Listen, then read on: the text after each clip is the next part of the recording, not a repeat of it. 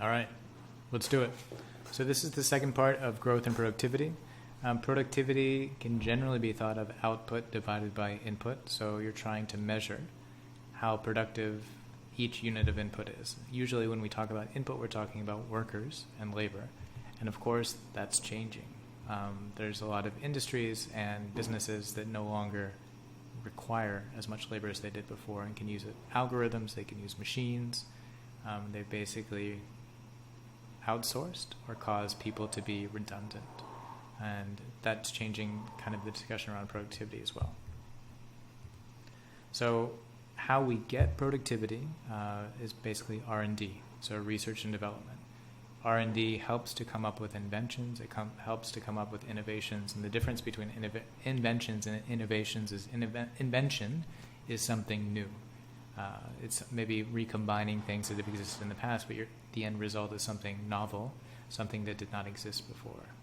Innovation is typically thought of as an improvement. It can be incremental, which means a little kind of small, or it can be significant, but it's changing the way you do things already. And therefore, it's considered a change of the way things are done or the way things are, rather than creating something that didn't exist previously. So both of these things help to contribute to the technologies that we use and help to augment what we're able to do, and then also contribute to our productivity. So generally speaking, we think that more technology in the hands of workers means more productivity. That is and isn't true.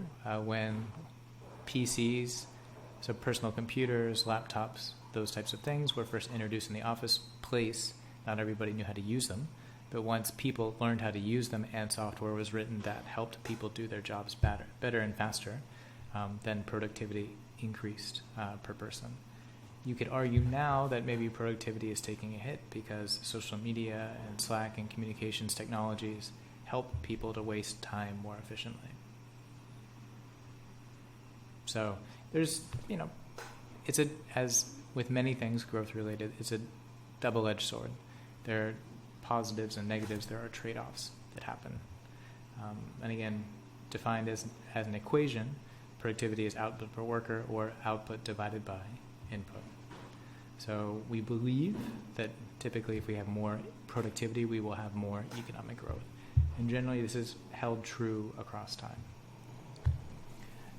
If you read economic thinkers, if you read practitioners, so practitioners are people who actually work in the financial markets. They could be the hedge fund people, the stock traders, the bond people, etc. They almost all credit productivity with being the real driver behind economic growth.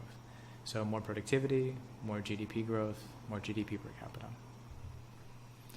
So productivity really depends on capital. And of course, we have multiple types of capital. We have the physical capital, so the things you can touch, the tangible things, tools, machinery, factories, infrastructure.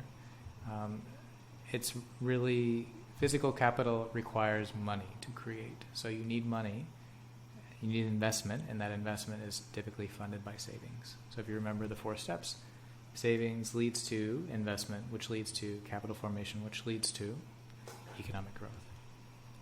Investment and firms' desire to invest, you may recall, is dependent on what interest rates are, what they expect to make in terms of their return, and a lot of that's dependent upon their beliefs about what the economy might be like. So if they're optimistic, they'll typically invest more. If they're pessimistic about the future, they'll typically invest less. And higher interest rates will dissuade or cause them maybe not to invest as much, whereas low interest rates might encourage them to invest in things. And maybe invest in things that aren't very prudent, aren't very safe, because money is so cheap to borrow, they're more likely to take things that are a bit more risky as part of their investments. And you saw that in the lead up to the tech crash in 1999, 2000. Some people would argue you're seeing that now with things like GameStop and the types of VC investments that are being made in Silicon Valley right now. An important thing to remember is that it takes capital to make capital. You need machines, essentially, to make other machines. So you need to make sure that the machines you have are maintained, they're repaired. You can't just buy it once and then hope that it'll last forever. It requires regular maintenance, it requires regular corrections, replacing parts. And if you don't do that, eventually the machine will break down, and therefore you won't be able to produce additional goods and services.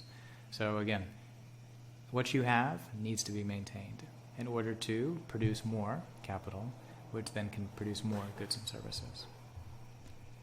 So generally speaking, countries that have grown faster, and the data proves this out, have increased their productivity per worker. So Spanish workers, UK workers have gotten more efficient, more productive.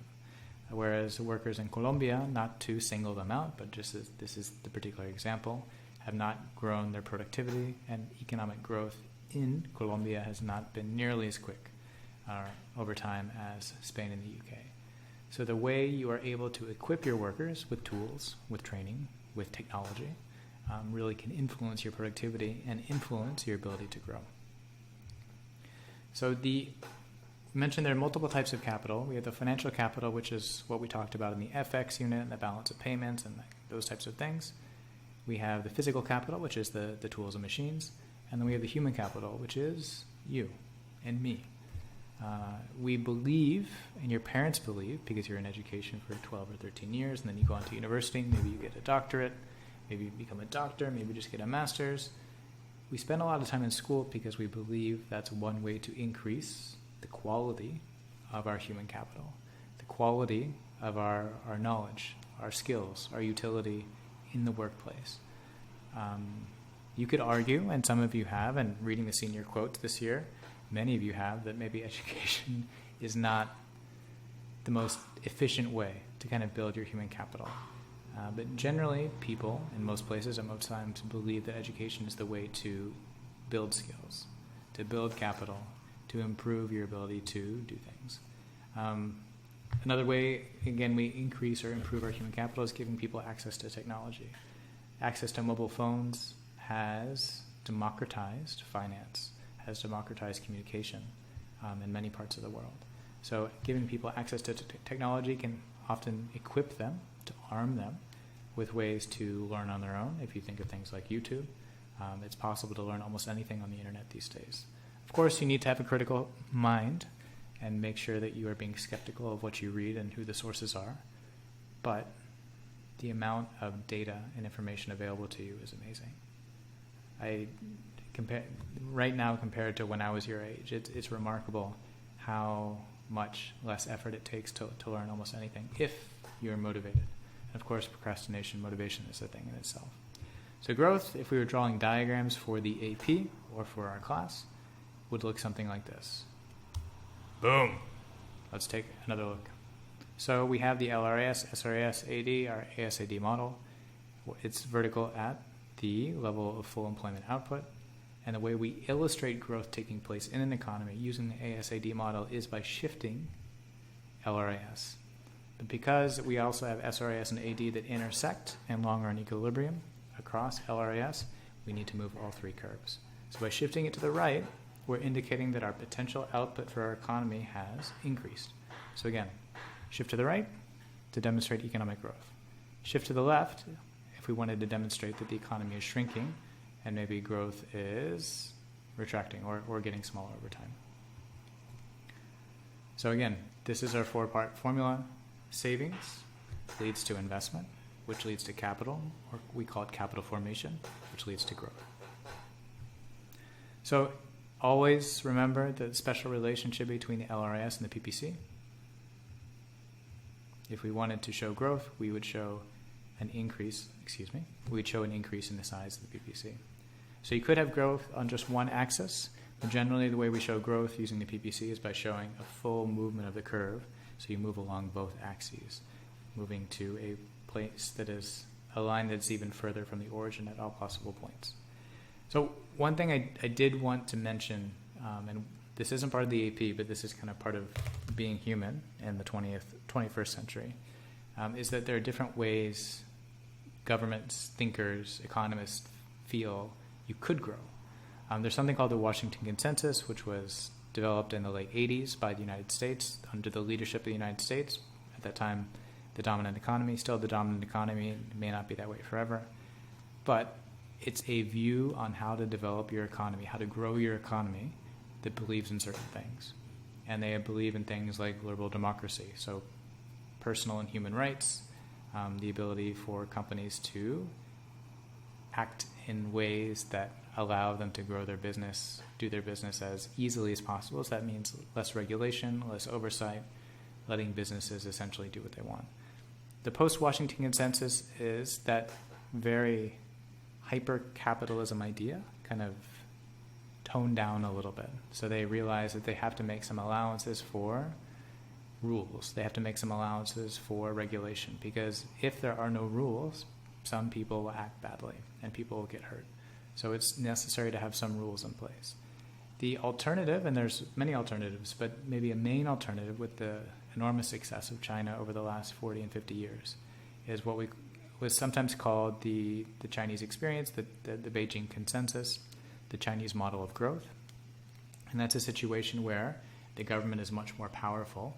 They set the rules, they enforce how things get done, they direct companies about what to do, and they really limit the scope of activity, but they allow it in places that they think is important. So China has been enormously successful, has brought hundreds of millions of people out of poverty by having a very strong government and a very limited compared to Europe or North America, human rights or citizen rights. There are far more restrictions, but people have gotten a lot richer. So there's also been enormous investment in the public sector. So companies that are owned by, firms that are owned by the Chinese government. And both countries, both consensuses have enabled countries to grow richer. So whether it's the Washington consensus, kind of the North America, the European way of doing things, or the Chinese experience and the way of doing things, in both places people have gotten richer. The question is, would that work for others?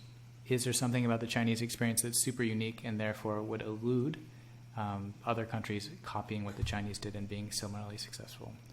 Are there things that are very unique about the U.S. experience that would prevent people from just copying what the U.S. did and being similarly successful?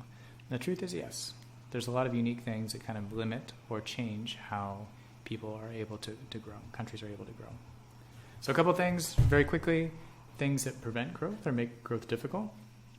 If you have economic or political instability, if you have coups, if your political leadership changes all the time, if the policies of the government change all the time, if the economy is incredibly uncertain in terms of what can be expected in terms of growth, in terms of interest rates, in terms of the value of the currency, all of those things will make growth a bit more difficult. If there's a lot of inflation, again, inflation makes things uncertain. Firms don't like uncertainty. They're less likely to invest. Other things are a lack of savings. If there is not a group of people within the country that have savings, they can be put in banks and then lent out to businesses. It's less likely to grow. If you prefer consuming more and saving less, that also means less savings available for investment and growth. If you do not take care of what you already have, if you don't maintain your machines. Government crowding out, if you remember loanable funds, if the government decides to run a deficit and increase the demand for loanable funds, that increases the real interest rate. And it dissuades firms from actually wanting to invest because now interest rates are higher and therefore it's more expensive to borrow money. And the last thing would be trade barriers. So countries throwing up restrictions on the ability for firms to trade across borders.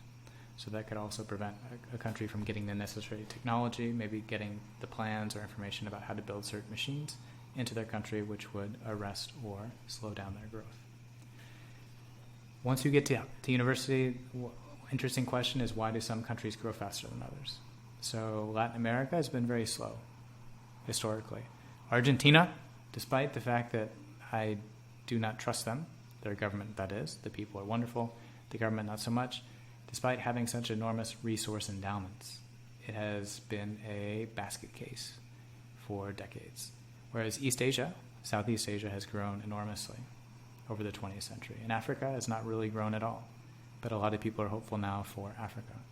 And there are significant questions and significant research going on about why are some regions more successful than others. And this gets back to unique circumstances facing each country about how to grow and how to develop. Limits to growth, and this is the last thing, and again, we're not going to get into it, not on the EP.